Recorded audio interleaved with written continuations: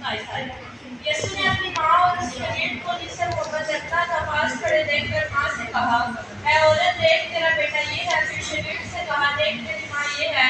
اور اسی وقت سے وہ شاگرد اٹھ سے اپنے گھر لے آیا۔ خدا کے پاک کلام کے بڑے سنے جان کر خدا کی خاص برکت ہوا۔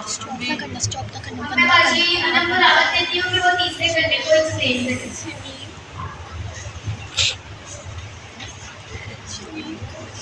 یسوع مسیح کے جلالی بابرکت اور تقبل نام میں آپ سب کی سلامتی ہو۔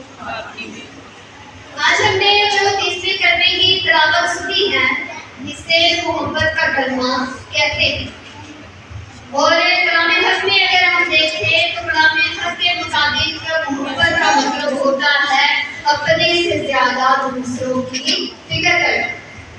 ایک مسیحی کے لیے محبت کا مطلب ہے کہ خود سے زیادہ دوسروں کی فکر کرنا۔ اور اگر ہم اس کلمے کو دیکھیں تو یہ کلمہ ماں اور بیٹے کے خوبصورت رشتے کو بیان کرتا ہے۔ اگر ہم کلام حق میں ان آیات کو دیکھیں اور یسوع کی صلیب کے پاس اس کی ماں اور اس کی ماں کی بہن مریم کلوپاس کی بیوی اور مریم مگدلینی کھڑی۔ اب یسوع مسیح کی صلیب کے پاس تقریباً 5 لوگ موجود ہیں۔ نمبر 1 پر ہے مقدسہ مریم جو یسوع مسیح کی ماں، اور اس کے بعد جو ہے مقدسہ مریم کی بہن۔ اس کے بعد نمبر 3 پر ہے مریم کلوپاس جو کہ کلوپاس کی بیوی، اور یہ جو مریم کلوپاس ہے یہ یسوع مسیح کے شاگرد چھوٹے یعقوب کی ماں ہے، جسے حلفئی کا بیٹا یعقوب بھی کہتے ہیں۔ اس کے بعد کون ہے صلیب کے پاس؟ مریم مگدلینی، جس میں سے یسوع مسیح نے 7 وضوحوں کو نکالا۔ اور اس کے بعد خداوند یسوع مسیح کے صلیب کے پاس یوحنا رسول ہے۔ یسوع مسیح کے 12 شاگردوں میں سے ایک، باقی شاگرد خداوند یسوع مسیح کو چھوڑ کر بھاگ گئے، لیکن یہ خداوند یسوع مسیح کے پاس اس کی صلیب کے پاس کھڑا، اور خداوند یسوع مسیح اس سے کیا کہتے ہیں؟ یسوع نے اپنی ماں اور اس شاگرد کو جس سے محبت رکھا تھا۔ اگر آپ یوحنا کی انجیل دیکھیں تو یوحنا رسول نے پوری انجیل میں اپنا نام نہیں لیا، بلکہ وہ اپنے آپ کو جب مخاطب کرتا ہے تو وہ کہتا ہے وہ شاگرد جس سے خدا محبت رکھتا ہے۔ وہ اپنا نام تک نہیں لیتا ہے اپنی لکھی ہوئی انجیل میں۔ اور آگے لکھا ہے یسوع نے اپنی ماں اور اس شاگرد کو جس سے محبت رکھتا تھا پاس کھڑے دیکھ کر ماں سے کہا کہ اے عورت دیکھ تیرا بیٹا یہ ہے۔ اب یہاں پر اگر دیکھیں تو کئی لوگ کہتے ہوں گے کہ خداوند یسوع مسیح نے مقدسہ مریم کو ماں کہہ کر مخاطب کیوں نہیں کیا؟ خداوند یسوع مسیح نے مقدسہ مریم کو اے عورت کہہ کر کیوں مخاطب کیا؟ تو اگر ہم کلام حق میں دیکھیں تو ہمیں کانا گلیل کی شادی کے واقعے سے بھی ملتا ہے۔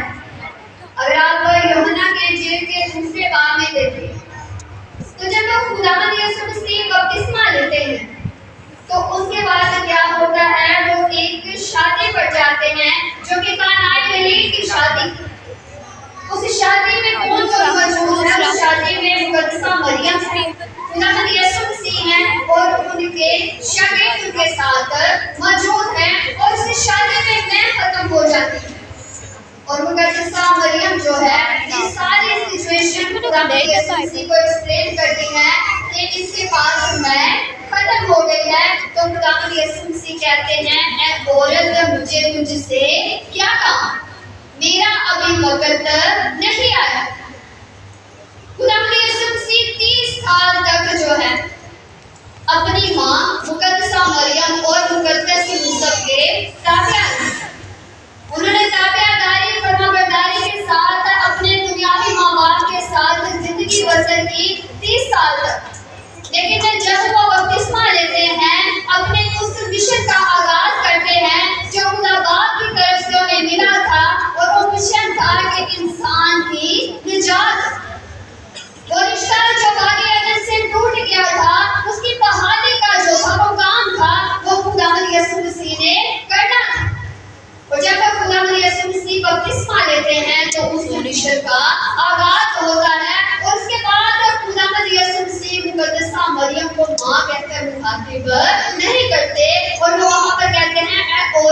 مجھے تجھ سے کیا کام؟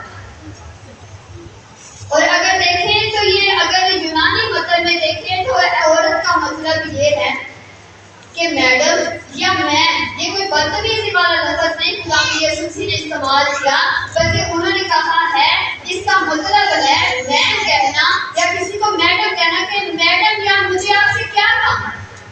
یہ مطلب کہ میں اب تک آپ کی فرما برداری میں رہا، لیکن اب جو بھی میں کروں گا وہ میں اپنے آسمانی باپ کے حکم اور اس کی مرضی سے کروں گا۔ ہاللیلویا۔ اس کے بعد جب ہم دیکھتے ہیں تو صلیب پر خداوند یسوع مسیح مقدسہ مریم کو اے عورت کہہ کر مخاطب کرتے ہیں۔ اب وہ ماں اور بیٹے کے رشتے سے دور ہو کر ایک جو ہے نجات دینے والے خداوند، ایک مسیحا اور ایک شاگرد کے رشتے میں، اور خداوند یسوع مسیح نے جو ہے اپنی ماں کی مقدسہ مریم کی ذمہ داری جو ہے یوحنا رسول کو دی ہوئی۔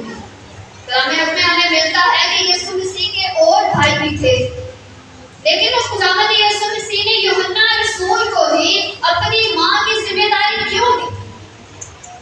اگر ہم کلام حق میں دیکھیں تو ہمیں ملتا ہے کہ یسوع مسیح کے 4 بھائیوں کا ہمیں اناجیل میں ذکر ملتا ہے، لیکن خداوند یسوع مسیح جو تھے وہ پہلوٹے تھے، اور کہا جاتا ہے کہ یسوع مسیح کی خدمت کے آغاز سے پہلے ہی جو ہے مقدس یوسف جو تھے، جو مقدسہ مریم کے شوہر تھے، ان کا انتقال ہو گیا تھا، اور شریعت کے مطابق جو پہلوٹا بیٹا ہوتا تھا اسے دگنا حصہ جائیداد میں سے دیا جاتا تھا، اور جو پہلوٹا بیٹا ہوتا تھا اس کی ذمہ داری ہوتی تھی کہ اگر اس کا باپ مر جائے تو وہ اس کی ذمہ داری، اس کی ماں کی ذمہ داری بڑے بیٹے پر ہوتی تھی، اور خاندان کا اگر کوئی فرد جو ہے جو کسی قابل نہ ہوتا، اگر بیمار ہوتا یا بہنیں جو ہے وہ شادی شدہ نہ ہوتی تو وہ ساری ذمہ داری بڑا بیٹا پورا کرتا تھا،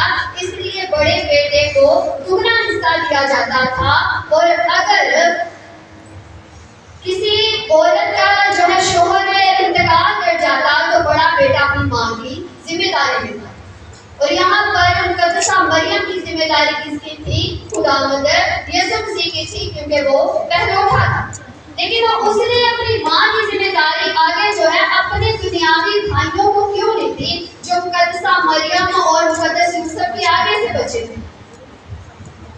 اگر ہم کلام حق میں دیکھیں تو ہمیں ملتا ہے کہ خداوند یسوع مسیح نے ایک جگہ پر جب وہ تعلیم دے رہے تھے تو کسی نے آ کر کہا کہ استاد تیری ماں اور تیرے بھائی تجھ سے بات کرنا چاہتے ہیں، تجھ سے ملنے آئے ہیں۔ تو خداوند یسوع مسیح نے کہا کہ کون ہے میری ماں اور کون ہے میرا بھائی؟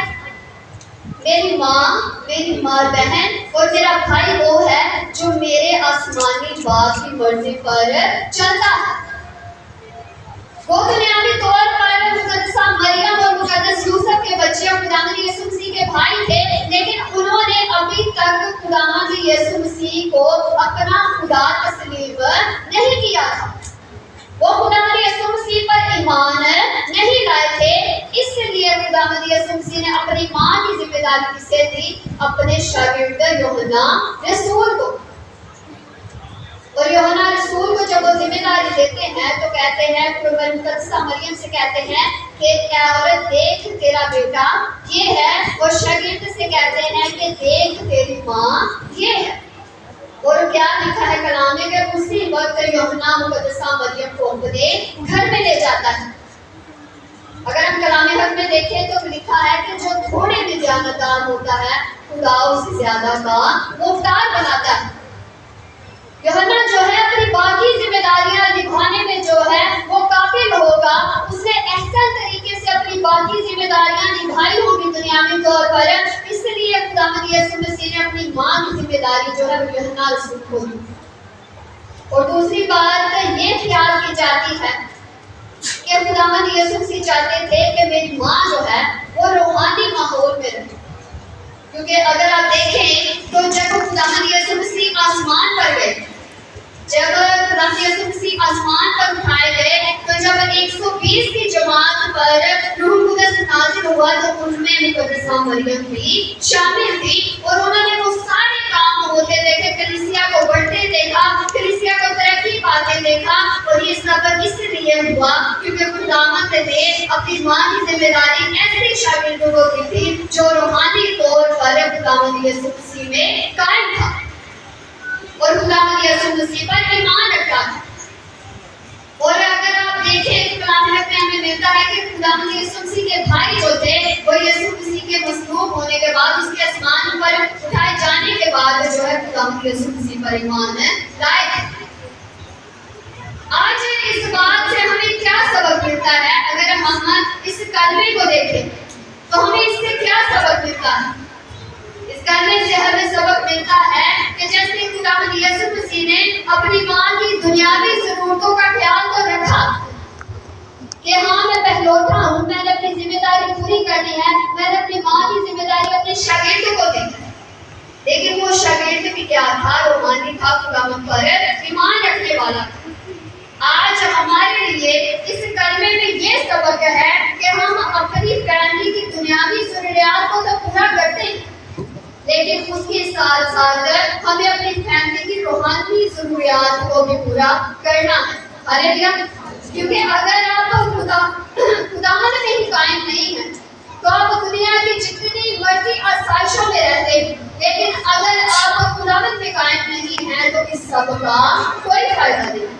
اگر آپ چاہتے ہیں کہ آپ اس دنیا میں بھی جو ہے اچھی زندگی گزارے اور آنے والی دنیا میں بھی، آنے والے نئے جہان میں ابدیت میں بھی اچھی زندگی گزارے، تو اس کے لیے ضروری ہے کہ دنیاوی طور پر بھی، دنیا میں رہتے ہوئے بھی خداوند یسوع مسیح کو اپنا نجات دہندہ قبول کریں، اس پر ایمان لائیں اور اپنی فیملی کو جو بھی ہے خداوند کے نام کی تعریف دے، تاکہ آپ کے ساتھ آپ کے گھرانے بھی برکت پائیں۔ ہاللیلویا! سب آج کے کلام سے آپ کو بڑی برکت